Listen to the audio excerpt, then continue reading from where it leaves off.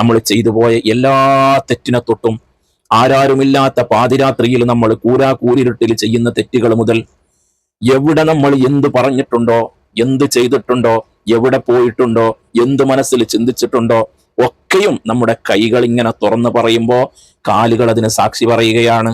നമ്മുടെ നാവ് കൊണ്ട് കളവ് പറയാൻ വേണ്ടി നാവ് എടുക്കാൻ നോക്കുമ്പോൾ നമുക്ക് സംസാരിക്കാൻ കഴിയുന്നില്ല. അസ്സലാമു അലൈക്കും വറഹ്മത്തുള്ളാ. നമ്മളൊക്കെ മുസ്ലിമീങ്ങളാണ് അല്ലെ? എങ്ങനെയാണ് നമ്മൾ മുസ്ലിമീങ്ങളെ തിരിച്ചറിയുക? വേഷവിധാനം നോക്കിയിട്ടാണോ? അല്ലെങ്കിൽ പേര് നോക്കിയിട്ടാണോ? പുരുഷന്മാരാകുമ്പോൾ പള്ളിയിലേക്ക് പോകുന്നത് നോക്കിയിട്ടാണോ? സ്ത്രീകളാകുമ്പോൾ പർദ്ദ ധരിക്കുന്നുണ്ടോ, ഹിജാബ് ധരിക്കുന്നുണ്ടോ, ഇത് നോക്കിയിട്ടാണോ? നമ്മൾ മുമ്പേ പഠിച്ചു വന്നത് ഒരാള് മുസ്ലിം ആവണമെങ്കിൽ അഷ്ഹദു അല്ലാ ഇലാഹ ഇല്ലല്ലാഹ് വ അഷ്ഹദു അന്ന മുഹമ്മദർ റസൂലുള്ളാഹ് എന്നുള്ള ഈ കലിമത്ത് തൗഹീദ്, ഷഹാദത്ത് കലിമ, അത് രണ്ടും അർത്ഥം അറിഞ്ഞ് മനസ്സിൽ ഉറപ്പിച്ച് നാവ് കൊണ്ട് വ്യക്തമാക്കി പറയുക. ഇങ്ങനെ പറഞ്ഞാൽ ഒരാൾ മുസ്ലിമാണ് എന്നാണ് അല്ലെ? എന്നാൽ യഥാർത്ഥ മുസ്ലിം ആകുന്നത് എങ്ങനെയാണ്? അപ്പോ സാധാരണ മുസ്ലിം, യഥാർത്ഥ മുസ്ലിം അങ്ങനെയുണ്ടോ? അങ്ങനെ ഉണ്ട്. ഹബീബായ റസൂലുള്ളാഹി സ്വല്ലല്ലാഹു അലൈഹി വസല്ലമ തങ്ങള് സ്വഹീഹായ ഹദീസിലൂടെ നമ്മെ പഠിപ്പിക്കുന്നുണ്ട്. ബഹുമാനപ്പെട്ട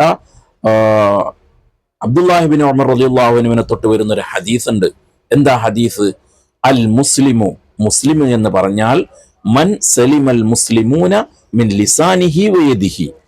മൻ സലിമൽ മുസ്ലിമൂന എന്ന് പറഞ്ഞാൽ മൻ സലിമൻ നാസുന, അതായത് എല്ലാ ജനങ്ങളും ഒരാളുടെ നാവിനെ തൊട്ടും അവന്റെ പ്രവർത്തനത്തിനെ തൊട്ടും രക്ഷപ്പെട്ടു പോയിട്ടുണ്ടോ ആ ആള് മുസ്ലിമാണ്. ഒരു വ്യക്തി അദ്ദേഹം മുസ്ലിമാണ്, ഞാൻ പറഞ്ഞ പോലെ അള്ളാഹുവിൽ വിശ്വാസം അർപ്പിച്ചിട്ടുള്ള ഒരു മുസ്ലിമാണ്.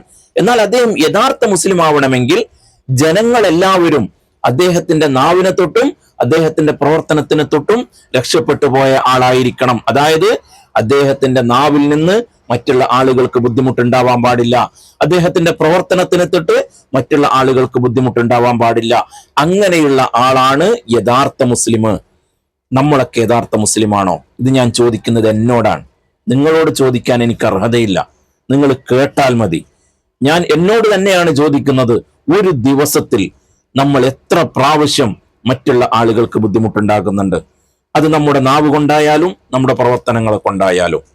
ഒരു ദിവസമെങ്കിലും നമ്മുടെ നാവ് കൊണ്ട് മറ്റുള്ള ആളുകളെ കുറ്റം പറയാത്ത, ഫിത്നയും ഫസാദും ഗീബത്തും നമീമത്തും കളവും പറയാത്ത ദിവസങ്ങൾ ഉണ്ടായിട്ടുണ്ടോ? മറ്റുള്ള ആളുകളെ ചീത്ത പറയാത്ത ദിവസങ്ങൾ ഉണ്ടായിട്ടുണ്ടോ?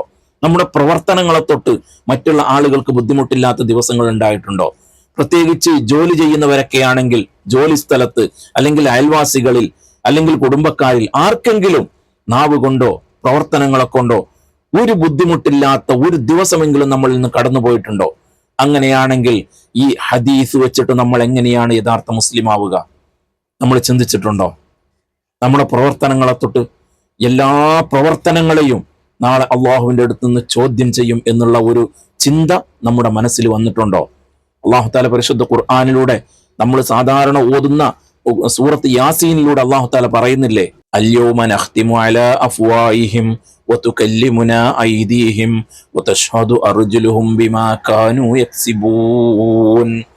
ആ ദിവസം നിങ്ങളുടെ നാവിന് സീല് വെക്കപ്പെട്ടു പോയി, നിങ്ങളെ വായ തുറക്കാൻ പറ്റൂല, അവിടെ കൈകളാണ് സംസാരിക്കുന്നത്. വതുകല്ലിമുനാ ഐദീഹിം വതശ്ഹദു അർജുലുഹും, നിങ്ങളെ കാലുകൾ സാക്ഷി നിൽക്കും.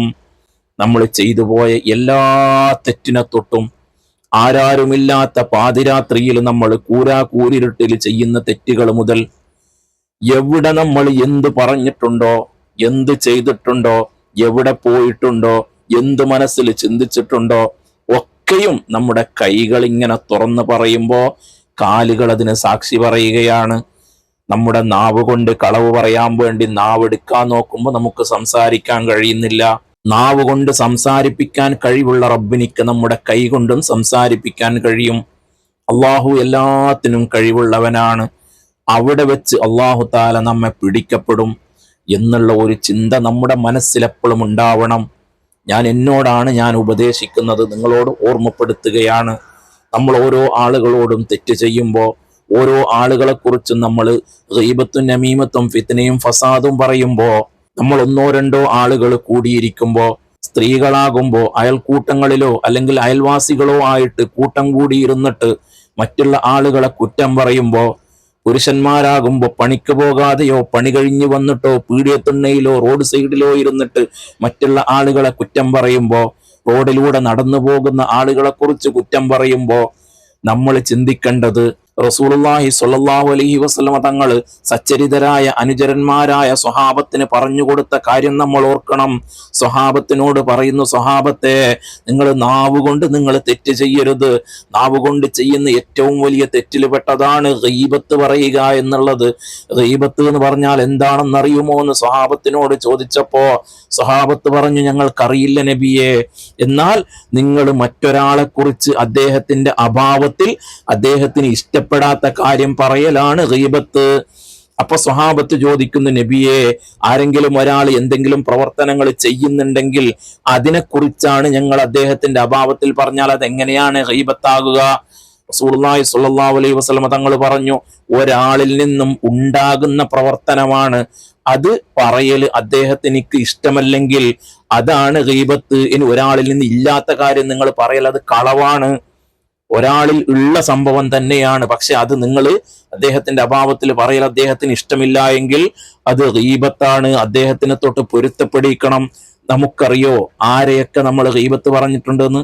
ആരെങ്കിലും ഒരാൾ റോട്ടുമ്മ കൂടി നടന്നു പോകുന്നുണ്ടെങ്കിൽ നമ്മൾ എന്തൊക്കെ പറയാറുണ്ട്?